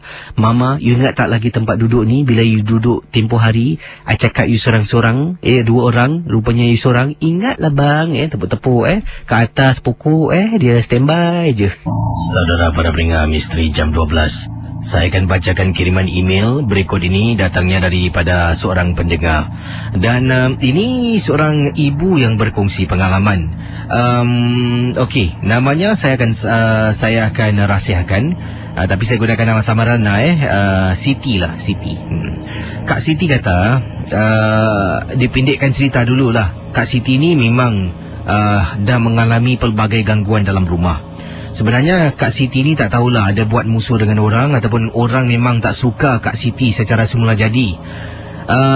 Ada seorang sahabat ni ataupun seorang teman ni yang telah pun menghantar banyak sangat barang gangguan ke dalam rumah, mengganggu Kak Siti dan ahli keluarga yang lain. Suami pernah beritahu, saat-saat bila Kak Siti dalam keadaan dirasuk, disampuk, Kak Siti akan berbual bahasa-bahasa yang dia tak pernah dengar. Dan berbalik kepada pengalaman Kak Siti, kisah ini berlaku apabila Kak Siti dapatkan bantuan seseorang. Sebenarnya benda yang mengganggu Kak Siti sekeluarga semakin hari semakin tak boleh dikawal, Casey. Jadi bila teman Kak Siti recommend ataupun berikan sarankanlah untuk berjumpa dengan seorang pakar ni, Kak Siti ambil peluang dengan suami berjumpa. Dia nasihatkan, hari Khamis akan datang ini, katanya kalau boleh selepas solat Isyak terus tidur. Jangan keluar, jangan buka pintu. Jadi Kak Siti tanya, kenapa? Dia kata selalunya gangguan-gangguan ni akan berleluasa bermula setelah waktu maghrib, dan lebih dahsyat lagi selepas waktu Isyak lah, sampailah sebelumnya matahari terbit pada fajar hari. Jadi bila dengar kata pakar ni, dia kata selepas Isyak ingat tutup semua tingkap dan pintu. Sebelum itu baca surah Al-Baqarah sebanyak sekali, kata pakar tersebut, supaya anasir-anasir seperti jin dan syaitan tak akan masuk ke dalam rumah. Jadi bila dengar kata pakar tersebut, kakak dengan suami jadi takut. Suami pula kerja shift malam, Casey. Dan bila dengar tu, kakak pun kata pada suami suruh ambil cuti. Suami telefon tempat tugas, tak boleh dapat cuti. Akhirnya kakak kena tinggal seorang, kata Kak Siti. Suami temankan kakak, tapi tak bolehlah selalu. Biasalah orang bertugas. Dia hanya boleh telefon sekali-sekala sajalah untuk menemani kakak. Kemudian dia harus kembali melakukan tugasnya. Jadi para pendengar Ria 897 FM, setelah solat Isyak, kakak tutup semua tingkap dengan langsir. Kakak tutup pintu, kunci dan mula berdiri baca surah Al-Baqarah. Setelah itu kakak paksa diri kakak tidur malam lebih awal dari yang biasa. Selalunya kakak tidur 11 lebih malam, kadang-kadang nak dekat 12 tengah malam baru boleh lelapkan mata. Kali ini, Kisi, pukul 9 suku kakak dah tidur. Pada mulanya kakak dah tidur, dah terlelap. Bila bangun, nak dekat 1 pagi, 12 lebih tengah malam. Dalam hati, istighfar berkali-kali, mata berkeliaran tengok ada tak benda-benda dalam rumah. Syukur, Kisi, tak ada gangguan. Kakak turunkan kaki ke atas lantai, nak pergi dapur buat secawan air. Keluar dari bilik, buka pintu, ruang tamu gelap gelita, rasa tak sedap hati. Kakak jalan ke depan nak buka lampu di ruang tamu ataupun living room. Bila sampai depan Swiss ruang tamu, lampunya tu betul-betul sebelah pintu. Manusia mana, Casey, tak akan lakukan benda yang kakak nak lakukan berikut ini? Jadi kita singkap dahulu kembali kisah yang dikatakan oleh Kak Siti. Pakar mengatakan, waktu malam selepas Isyak tutup semua tingkap pintu dan baca surah ini supaya rumah tak dimasuki gangguan. Sebab hari Khamis malam Jumaat akan datang. Ni saya rasa dah masuk hari Khamis malam Jumaat lah dalam kisah ini. Orang yang bermusuh dengan Kak Siti ni akan hantar sesuatu dalam rumahnya. Beliau tak tahu, pakar pun tak tahu, tapi dia mempunyai firasat, dia rasakan macam itulah. Dan para pendengar Ria 897, kata Kak Siti, bila saya keluar dari bilik sebenarnya nak ke tandas, nak ke dapur buat air. Jadi bila nampak ruang tamu tu gelap, beliau keluar pergi ke Swiss ruang tamu. Lampunya tu nak buka lah, jadi tak gelap sangat. Swiss lampunya tepi pintu. Saya hidupkan Swiss lampu. Saya dengar ada orang ketuk pintu rumah saya dan beri salam. Assalamualaikum. Assalamualaikum. Kisi, macam biasalah. Kalau dengar orang beri salam ketuk pintu rumah, apa kita akan buat? Kakak secara automatik pergi depan pintu, buka kunci. Ada 3 kunci kakak pasang. 3-3 kakak buka, tarik pintu, tengok luar tak ada orang. Tiba-tiba meremang bulu rumah Kisi. Kakak diri lama depan pintu, tengok kiri kanan tak ada orang. Bila dah meremang bulu rumah, kakak istighfar, pejam mata Kisi. Kakak tutup pintu, kunci atas, tengah dan bawah. Lampu rumah kakak terpadam dengan sendirinya. Kakak cuba hidupkan balik tapi lampu tak menyala. Rupa-rupanya Swiss, main circuit Swiss, termati, tak tahu kenapa. Terpaksa masuk dapur ambil bangku, nak panjat hidupkan Swiss, kata Kak Siti. Bila masuk dapur, nak ambil bangku, dari dapur jalan, depan pintu dapur ni Kisi, nak berdiri ni. Depan pintu dapur kakak berdiri dengan bangku, nak pergi ke Swiss circuit ni, nak tolak balik naik atas. Alangkah terperanjatnya Kisi. Depan pintu rumah kakak ada perempuan rambut panjang sedang berdiri. Assalamualaikum. Kakak tak tahu nak buat apa. Kakak tinggalkan bangku, lari masuk bilik, kunci pintu, telefon suami, menangis ketakutan. Akhirnya suami diberi pulang ke rumah. Bila suami balik, kakak dalam keadaan menangis ketakutan. Suami hanya mampu baca dan baca sampai kakak tenang. Dan sejak kejadian itu, rumah kakak disemah bukan oleh 1 orang, malah kakak dah jemput 2 orang pakar untuk datang semah dan tengokkan rumah. Adalah orang yang tak sukakan kakak, yang dengki hati dengan kakak. Penyakit gangguan yang kakak alami ini bukan baru Kisi, dah nak masuk 2 tahun lebih. Itulah pengalaman daripada seorang pendengar bernama Kak Siti. Awal tadi kisah dari Kak Siti memang cukup menyeramkan. Ialah lampu tiba-tiba blackout. Seperti kata Cik Kadir tempoh hari, benda-benda ni juga mampu mengawal barang-barang electrical ataupun elektronik dalam rumah kita. Jadi kalau dah gelap macam tu, malam-malam hari orang ketuk pintu beri salam. Kalau saya, wrong house. No in. Tak ada orang dalam rumah ni lah, pergi rumah sebelah. Memang seram. Bila saya baca kisah Kak Siti ni, dengan penuh semangat ni, meremang bulu rumah saya. Dan bukan senang nak kendalikan kisah MJ12, nak bawah tanah ni. Tapi apa daya, inilah tugas, harus saya lakukan dengan sebaiknya. Baik, berikut ini adalah satu lagi pengalaman peristiwa. Juga yang kedua ni adalah tentang gambar. Kalau awal tadi saya cuba cari cerita yang agak serupa, yang ini kisah kiriman daripada Fadilah, berkongsi kisah misteri. Dan kata Fadilah, beliau ni sebenarnya baru saja membeli rumah ini dari bekas pemilik lama lah. Dan rumah yang beliau beli adalah sebuah rumah berdekatan dengan kawasan Punggul. Punggul mana? Pam-pam je lah, Punggul. Dan kata Fadilah, kisah ini tentang dalam rumahnya. Apa yang menakutkan ini, rumah ini sebenarnya Kisi, saya beli dari orang Melayu kita juga yang jual lah. Bila beli harganya berpatutan, dan memang cukup bersemangat saya nak berpindah. Sebab saya sebelum ini tinggal bersama dengan ibu mentua, dah masuk 7 tahun.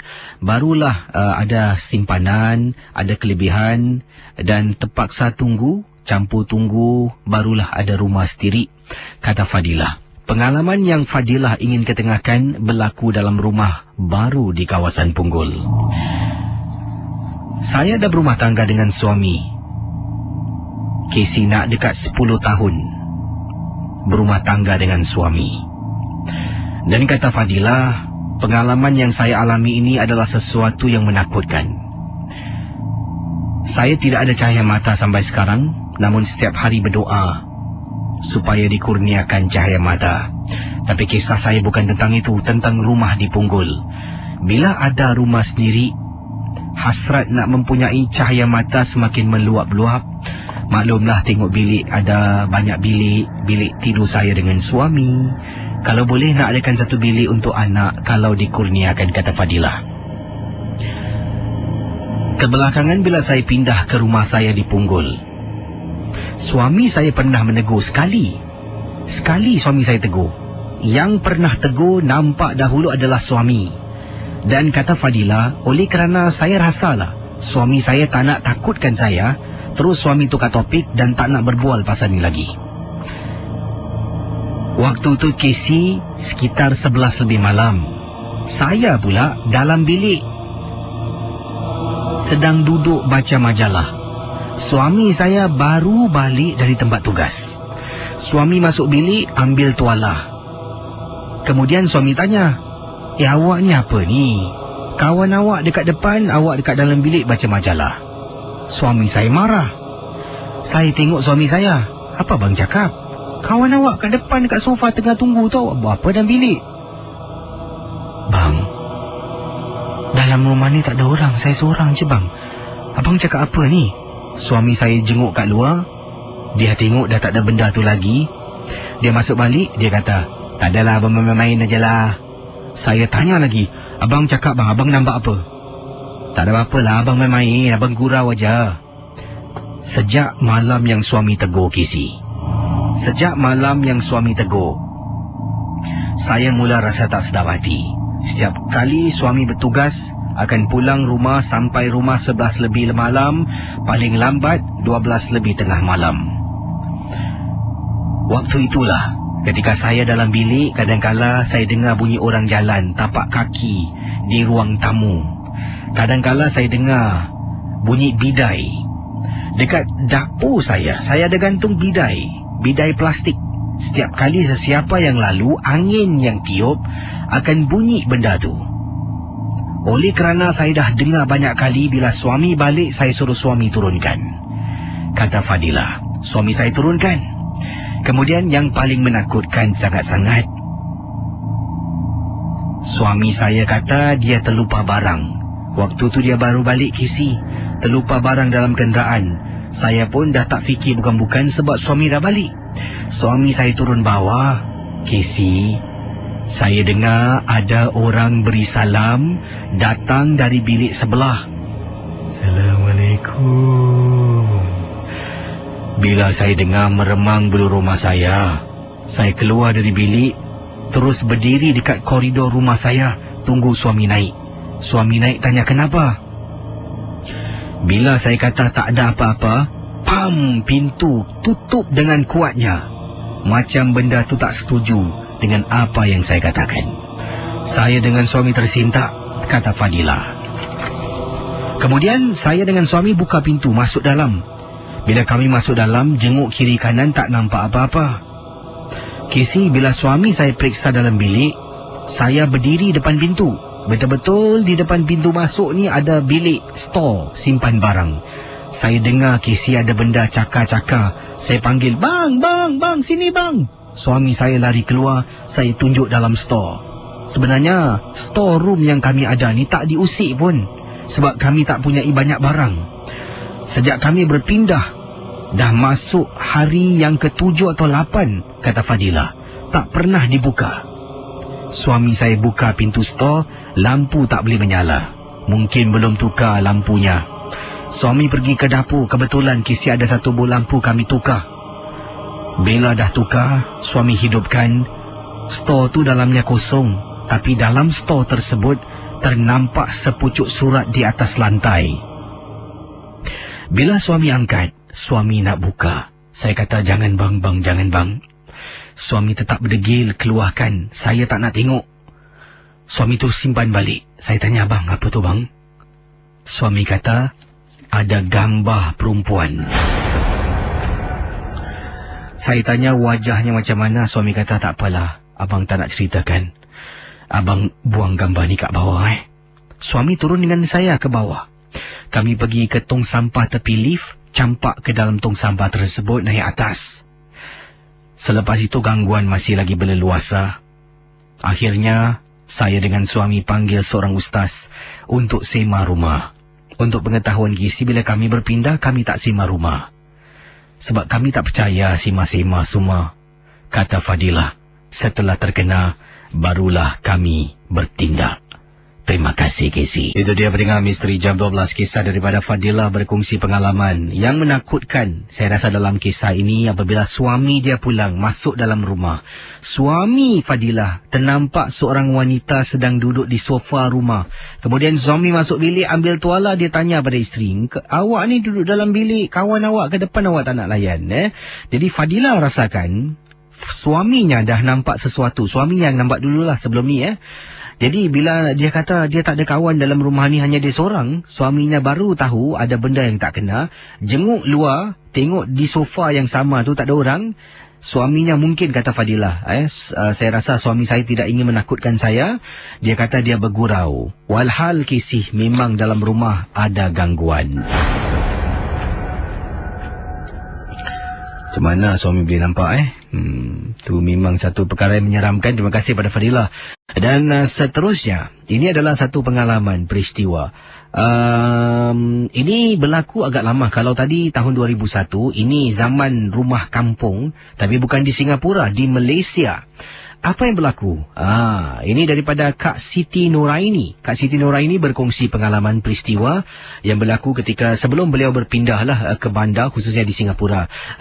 Katanya abahnya adalah seorang warga Malaysia, ibunya warga Singapura, dan abahnya ada sebuah rumah kampung lah. Jadi setelah abahnya meninggal, barulah beliau dan ibunya berpindah ke Singapura. Dan kisah ini berlaku ketika abahnya dalam keadaan mempunyai satu penyakit. Dan beliau sebenarnya telah pun berjumpa dengan seorang tukang ubat ni. Tukang ubat ni kata disarankan oleh seseorang lah. Sebenarnya kiriman emailnya panjang. Jadi apa yang saya akan ketengahkan ini sekarang inilah, saya akan hanya beritahu anda sedikit sebanyak sinopsis kisah ni, saya ringkaskan, dan intipatinya sedikit tu akan saya berkongsi dengan anda sebentar nanti. Jadi kata Kak Siti Nuraini, bila abahnya dalam keadaan sakit tu terkena satu penyakit misteri. Dan penyakit misteri ini difahamkan, kakak faham, dan katanya ibunya serta adik-beradik yang lain mengatakan ini adalah buatan orang. Sebab abahnya ada musuh lah, seorang musuh ni, dan katanya mungkin kita salah, mungkin kita benar, tapi tersiksa jiwa abah saya. Sebab apa? Abah saya tiba-tiba terus diserang penyakit angin ahma, dan yang paling menyedihkan, abah saya mulutnya akan berbuih-buih, Kisi. Buihnya bukan sedikit, malah banyak sangat buihnya mulutnya, sampai bila dia baring terkeluar buih, dan ini mengganggu pernafasan abah saya. Dan bila mengganggu, setiap malam Kisi akan dengar, bila mulutnya berbuih sangat, setiap malam Kisi kalau ketika itu ada di rumah kampung abah saya, akan dengar suara orang bernafas.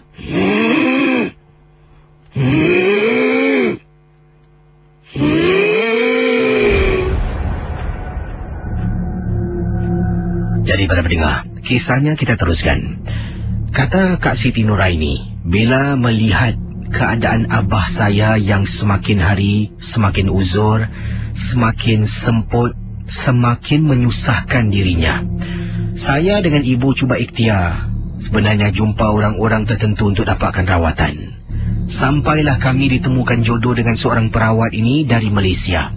Orang ini tinggal bukan di kawasan kampung saya, malah saya dengan ibu telah pun mendapat mendapat maklumatnya daripada seorang pegerai yang juga tinggal berdekatan dengan kawasan rumah kami. Dipendekkan cerita, apa yang berlaku, beliau dengan ibunya telah pun pergi berjumpa dengan si pakar ni.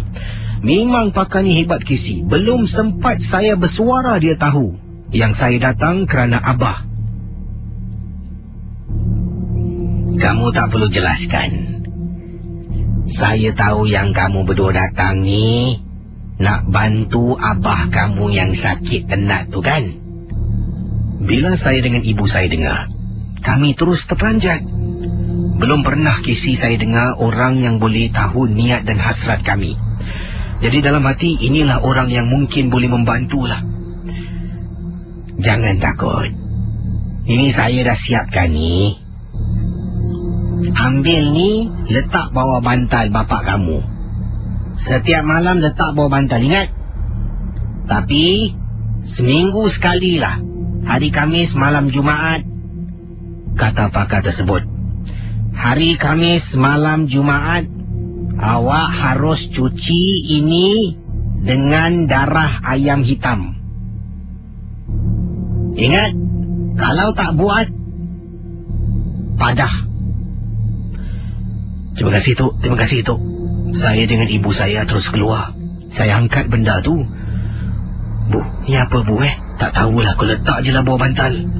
Bila kami balik, dengan segera Kisi, dalam rumah tu ada adik lelaki saya yang menjaga abah saya yang sedang baring tercungap-cungap nafas, mulutnya berbuih. Setiap saat mesti kena lap, Kisi, kalau tidak basah satu badan.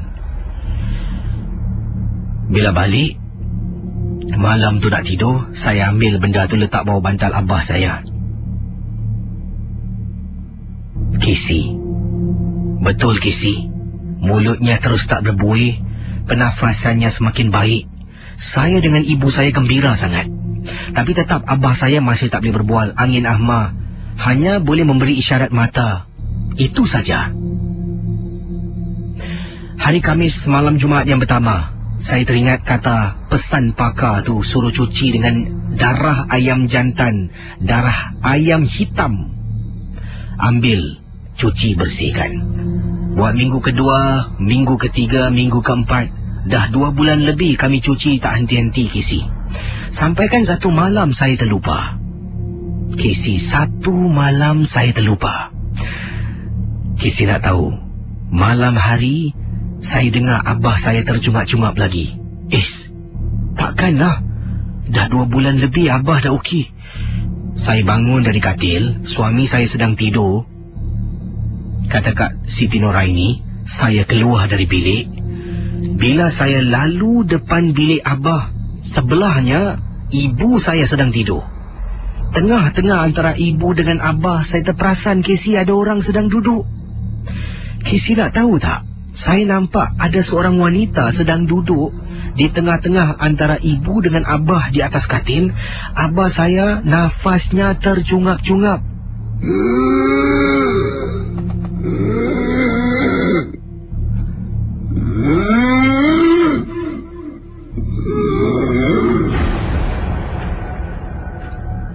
Kisi,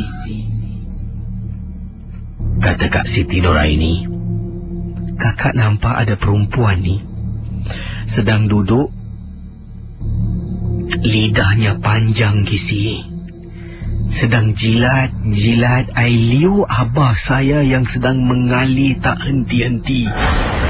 Bila saya nampak, saya istighfar, meremang bulu rumah saya. Saya sembunyi di belakang tembok tu. Mak, bangun, Mak. Mak. Saya pekik mak berkali-kali, mak saya bangun. Mak saya keluar tanya, "Hei, Noraini, apa ni?" Mak angkat, Mak. Angkat tangkal bawah bantal abah, Mak.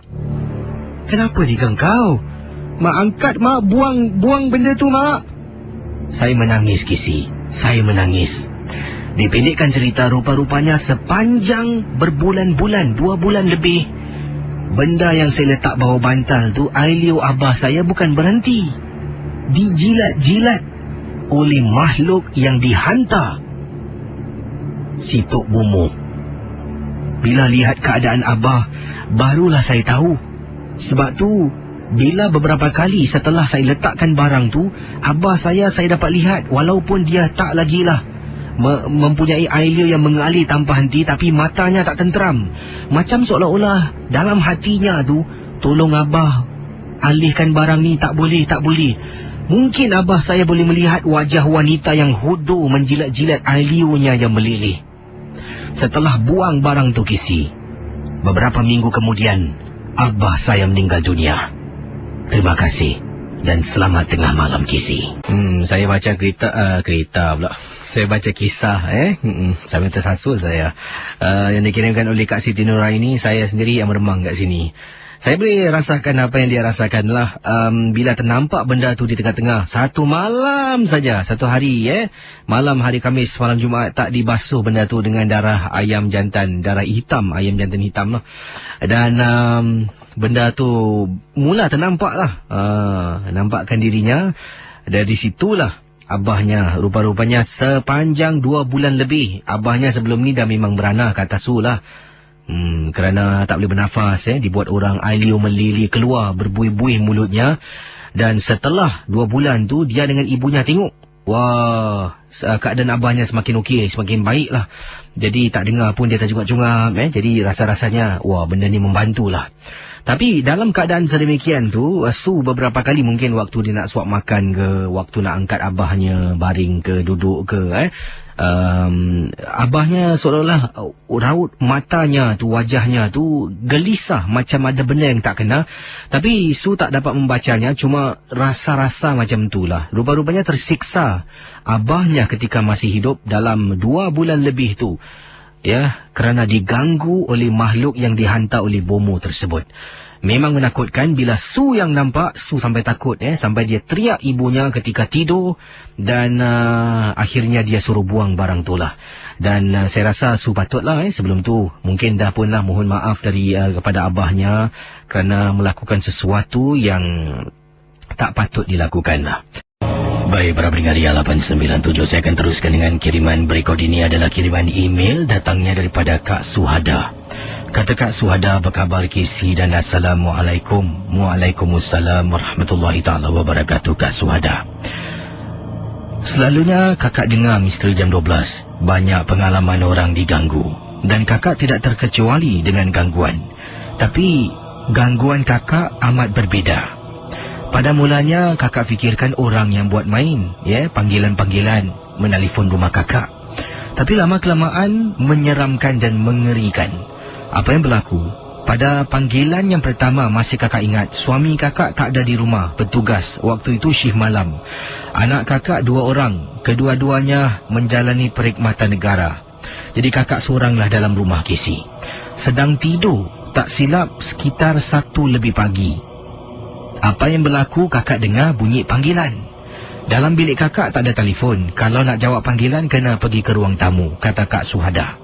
Kakak bangun keluar dari bilik, angkat telefon. Bila kakak angkat telefon, kakak kata hello, tak ada orang cakap, diam. Hello, diam. Tak ada bersuara, tak ada apa, hello. Terus kakak letak, masuk bilik balik. Kemudian bunyi lagi.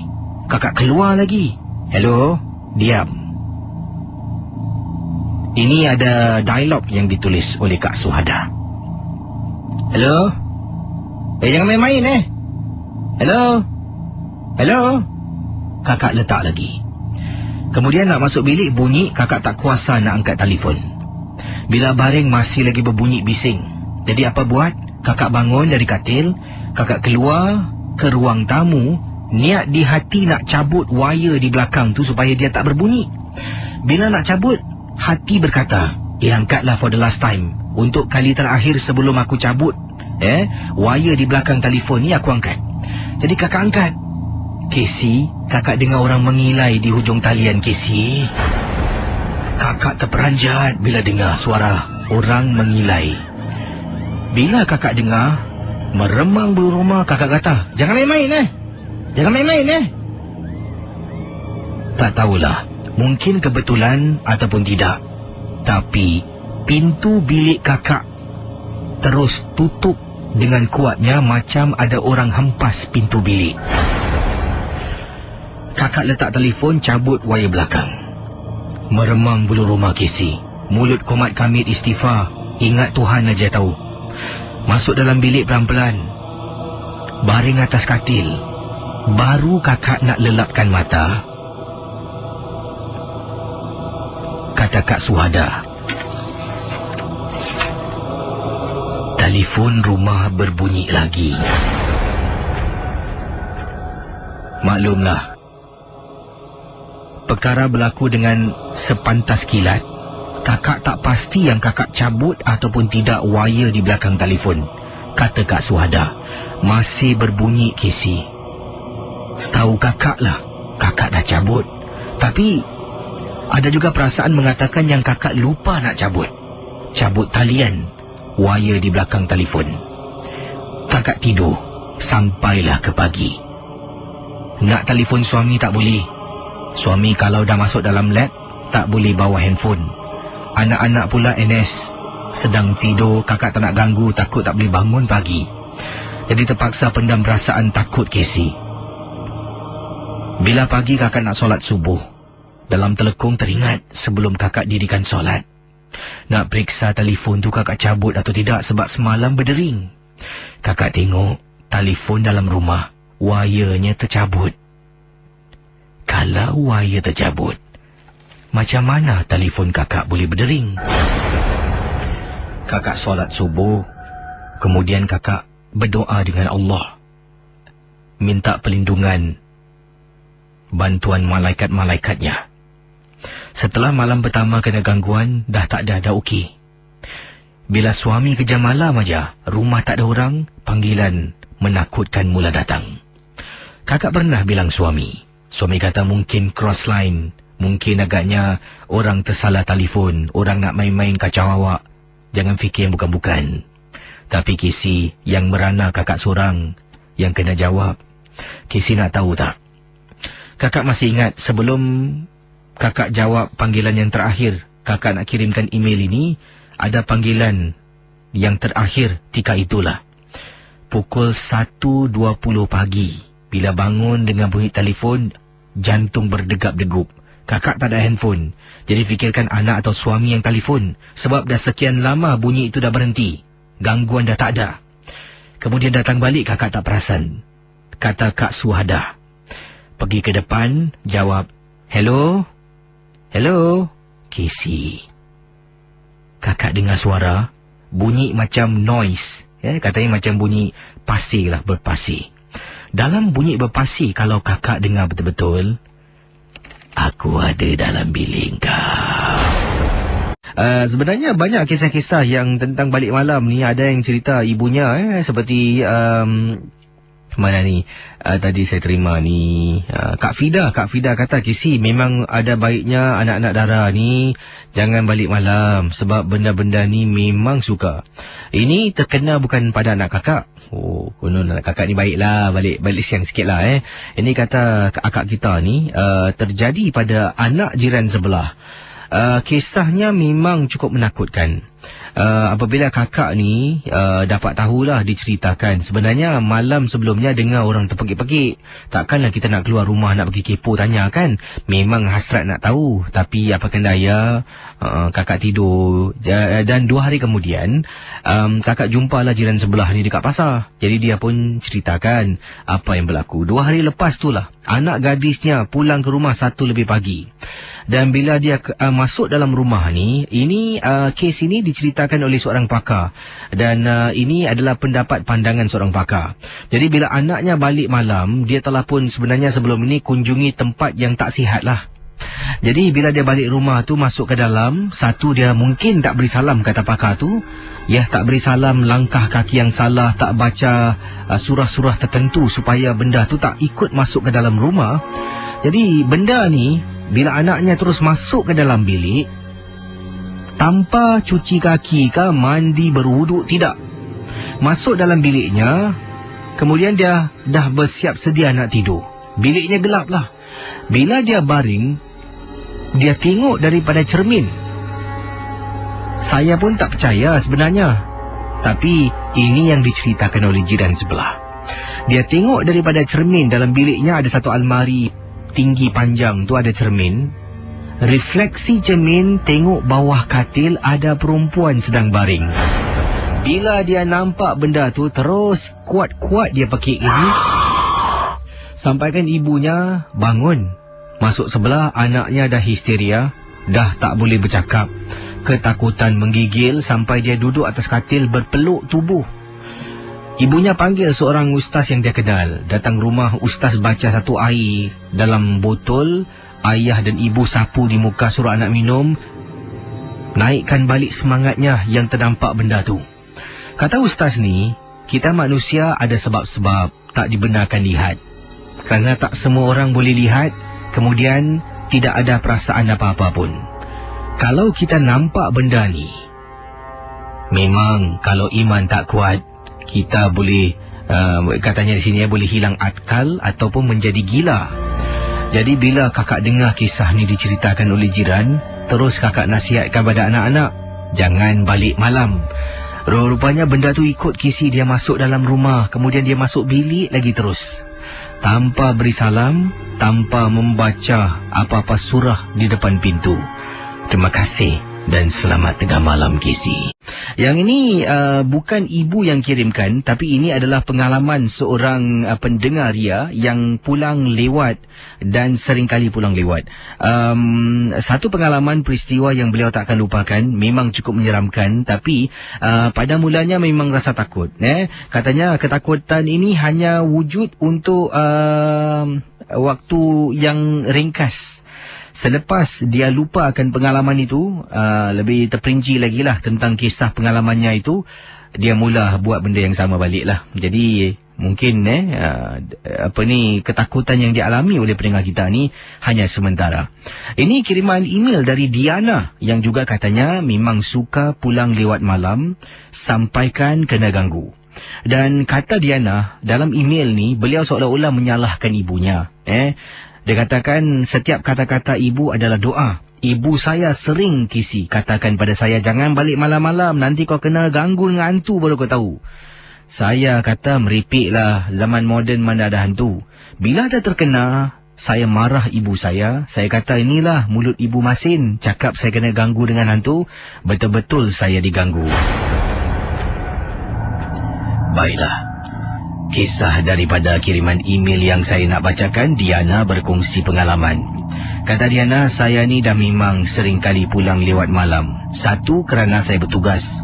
Tapi selalunya bukan kerana bertugas. Selalunya kerana saya pulang dari tempat tugas 7 malam. Habis kerja 7 malam. 7 malam tu saya akan hang out lah. Berjumpa dengan teman-teman saya sampai pukul 12, 1, 2 pagi baru saya pulang. Ibu saya seringkali marah saya, Casey. Dia kata, engkau ni balik kerja tak tahu nak balik rumah. Nanti kau balik malam-malam selalu macam ni, hantu ikut kau baru kau tahu. Saya cuma katakan pada ibu saya, ibu ni jangan cakap meripik lah, zaman moden mana ada hantu. Dan inilah pengalaman yang saya terkena. Mungkin ini agaknya doa ibu supaya saya ni jangan balik terlampau malam, lewat malam lah, kata Diana. Hari ini maksudkan, macam biasa habis kerja pukul 7 malam, teman-teman ajak pergi lepak tengok wayang, kami keluar beramai-ramai, bila pulang masing-masing lah. Sampai rumah saya dah sebenarnya dah terlampau penat dan mengantuk, Casey. Bila turun dari teksi, saya jalan perlahan-lahan. Saya sempat SMS teman saya. Sedang SMS tu saya masuk lift, saya tekan tingkat rumah saya. Saya tinggal di tingkat 9, Casey. Jadi apa yang berlaku, entah mungkin saya salah tekan, ataupun mungkin agaknya saya dah tekan nombor yang betul, tapi tak tahu kenapa. Kata Diana, bila saya dah masuk dalam lift rumah, saya tekan rumah saya, tingkat rumah saya 9, lift tu naik, pintu lift terbuka, saya keluar. Bila saya keluar, saya pergi ke rumah yang pertama.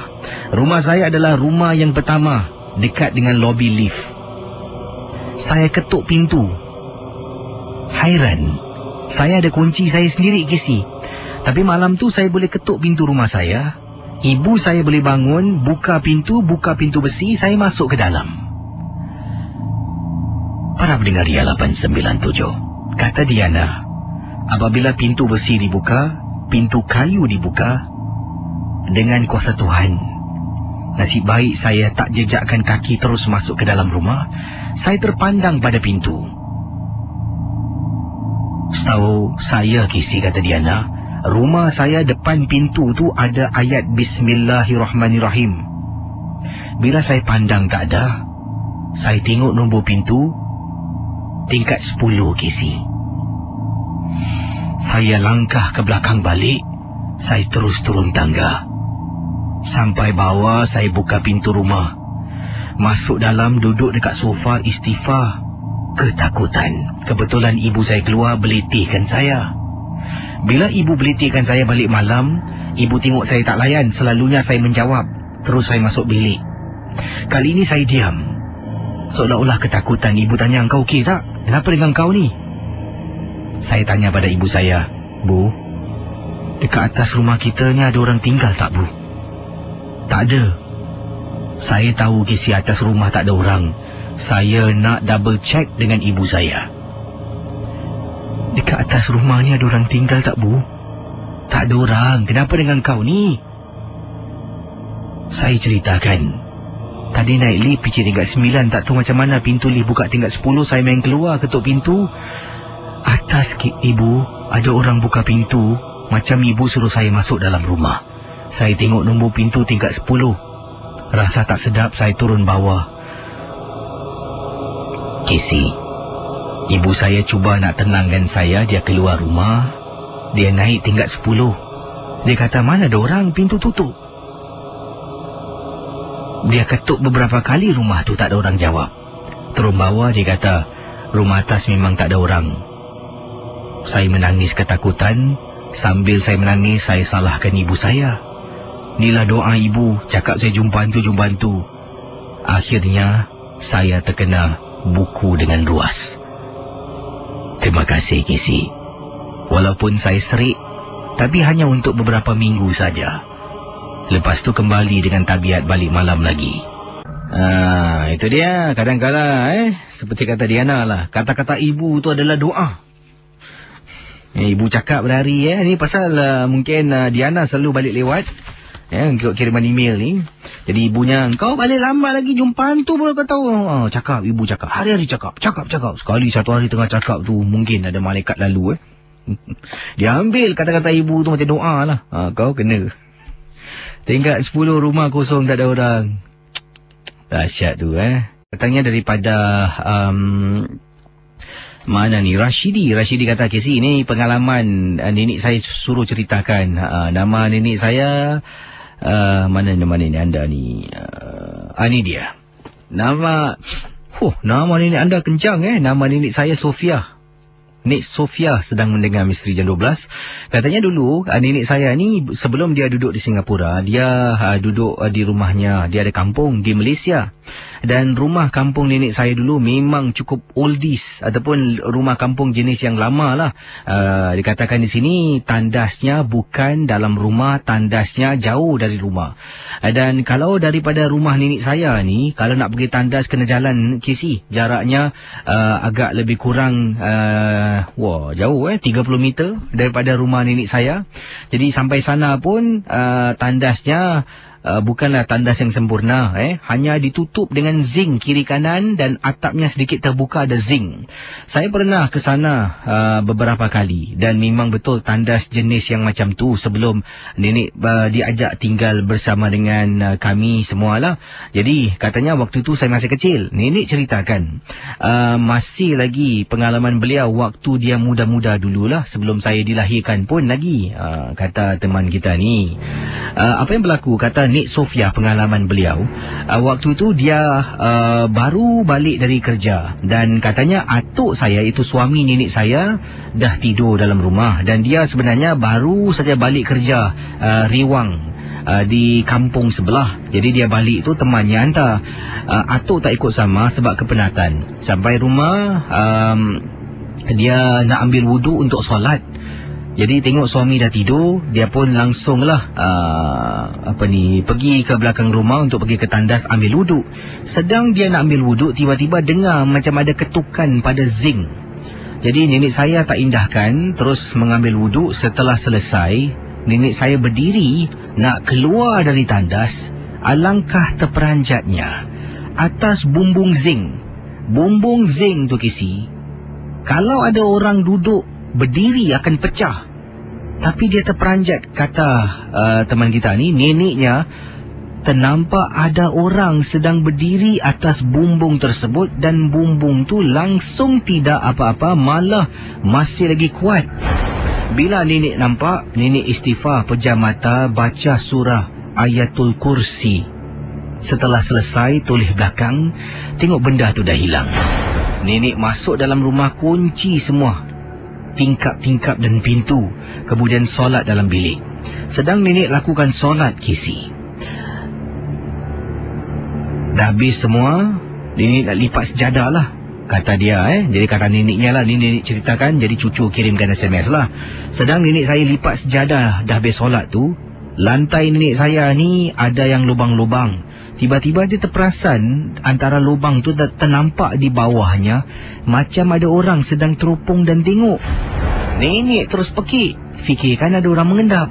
Sampaikan Datuk terbangun, tunjuk-tunjuk bawah ada orang. Datuk keluar lari kisi turun bawah, tengok bawah langsung tak ada orang.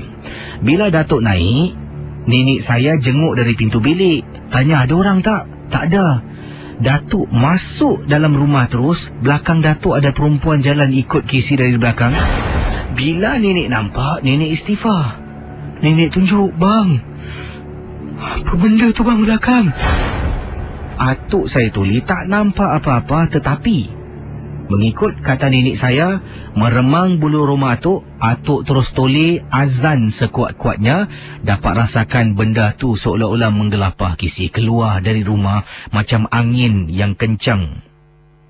Kemudian masuk dalam, Atuk dengan nenek sepanjang malam sampailah waktu subuh baca Yasin tanpa henti. Itu gangguan kisi, benda tu singgah. Terkena pula rumah nenek saya. Terima kasih dan selamat tengah malam. Yang ini ada pendapat pandangan daripada Ober Mardi. Kata Ober, apa khabar KC? Dari tadi dengar MJ12 ni, niat di hati tak nak beri komen sebab hanya nak dengar lah. Tapi bila KC kongsi banyak kisah-kisah peristiwa ibu, ayah mengalami anak balik lewat, saya pernah menghadiri beberapa kes yang mana anak perempuan balik lewat. Kenapa selalu yang perempuan terkena? Pastinya ramai yang tertanya. Memang benar KC, yang perempuan terkena selalunya mereka, kaum wanita ni lebih emosi daripada lelaki. Makhluk halus suka bermain dengan emosi manusia. Pastinya juga kata Ober Mardi, sebab itulah wanita dipilih supaya senang bermain dengan emosi, menakut-nakutkan. Lelaki ni lebih tegap, lebih berani dan lebih tak suka fikir benda-benda sedemikian rupa. Berbalik kepada pengalaman saya, pernah saya dipanggil di salah sebuah kondominium. Seorang budak ni balik lewat malam. Bukan sekali, malah dah beberapa kali. Ibu ayah nasihat tapi tak dengar. Kes yang menakutkan ini, bila kita balik lambat KC, bukan saja makhluk halus itu akan ganggu, kata Ober, bukan saja makhluk halus itu akan ganggu orang yang balik lambat. Malah kalau dalam rumah tu ada penghuni wanita yang lain, seperti adik, seperti bayi perempuan, ibu anda dan sebagainya, benda tu lebih suka. Kalau mungkin dia ikut anda, semangat anda lebih lah. Dia akan tengok ada bayi kecil, dia akan mengganggu bayi tersebut. Kes yang saya hadiri ini, budak ni balik lewat, bukan dia terkena gangguan. Yang terkena adiknya yang berusia 8 tahun. Hampir-hampir meragut nyawa. Ibunya nak ke dapur untuk ke tandas, untuk mengambil segelas air, selepas keluar dari tandas. Pengalaman, kata Ober, ibunya ternampak adiknya sedang nak tarik kerusi panjat tingkap dapur seolah-olah nak terjun. Nasib baik ibu nampak, sempat lari tarik tangan adiknya. Meronta, seolah-olah nak dilepaskan. Si isteri panggil suami datang. Suami isteri dengan kakaknya sekali pegang, tapi adiknya begitu kuat, tenaganya yang dirasuk. Saya dipanggil untuk membantu. Selalunya, kata Ober, benda-benda macam ni akan hapus dengan begitu mudah kalau kita baca surah-surah ruqyah yang memang ditakuti oleh makhluk jin. Kalau orang-orang Melayu kita panggil hantu. Setelah baca, benda tu keluar. Periksa dia pendekkan cerita, kata Ober. Rupa-rupanya kakak bawa balik, sebab kakak selalu balik malam. Adik yang terkena. Jadi sama-samalah kita renungkan. Kalau ganggu kita yang balik malam, satu hal. Tapi kalau ganggu orang dalam rumah, memang tak patut. Terima kasih, KC.